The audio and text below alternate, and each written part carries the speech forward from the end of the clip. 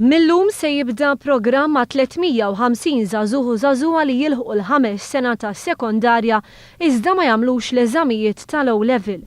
Dan ħabbru l-Ministru għall-Edukazzjoni Evarist Bartolo fiċ-Ċentru Laburista il-Ħamrun. Nofs il-Fifth Formers qal il-Ministru jew ma jagħmlux l-eżamijiet tas-Sec jew inkella ma jagħddux minnhom. Minn kull 100 student li jibda foundation course tal-MCAST, 17 biss jiggradwaw. Barra minn hekk hemm żgħażagħ li laqgħet jistudjaw u lanqas jirreġistraw għax-xogħol. Propju għalhekk qal Evarist Bartolo li l-Gvern se jniedi programm qawwi ta' xogħol vokazzjonali. Il-Ministru stqar li dawn l-aħħar xhur il-Gvern ħadem qatih biex joħloq 5300 impjieg ġdid. Ma dan kollu jibqa' mhux sodisfatt. Il-Ministru Bartolo staqsa min qed jieħu l-impjiegi f'Malta u sostna li għal kull barrani li kellu impjieg f'Malta fl-2004 illum hemm 9. Evarist Bartolo stqar li f'Malta u 8000 impjieg aktar minn kemm kien hawn nies jirreġistraw għax-xogħol.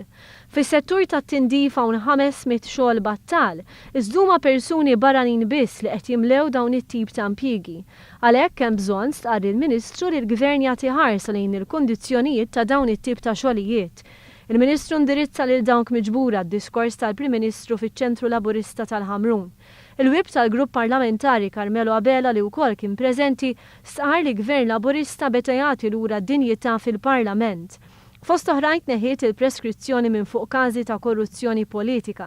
Iddaħlet il-liġi tal-whistleblower, daħlu 19 il-liġi li jirrappreżentaw minoranzi f'temp ta' 5 xhur, għaddew żewġ budgets u twaqqaf Kumitat Permanenti dwar affarijiet ekonomiċi u finanzjarji. Il-kandidat għall-elezzjonijiet tal-Parlament Ewropew Lino Bianco tkellem dwar ir-realtà li Gvern Laburista sab ma' wiċċu meta tela fil-Gvern, realtà ta' persuni li jsibuha diffiċli jlaħqu mal-ispejjeż ta' kuljum.